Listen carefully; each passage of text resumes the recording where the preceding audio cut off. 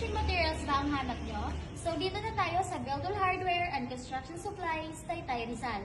Meron tayong WPC wall floated panel, 2.9 meter by 16 cm and 18 mm. At meron tayong premium high quality na PVC ceiling panel, 2.9 meter by 25 cm and 8 mm. Hanap nyo ba ay ceiling na mahaba? Na problema ba kayo sa dugtungan? Dito na! Sa 5.8 meter ng ating ceiling panel at dito lang yan matatagpuan sa Sitio Burol, Barangay San Juan, Taytay, Rizal. Alam nyo ba na isa sa pinakauso ngayon ng ating WPC floor decking?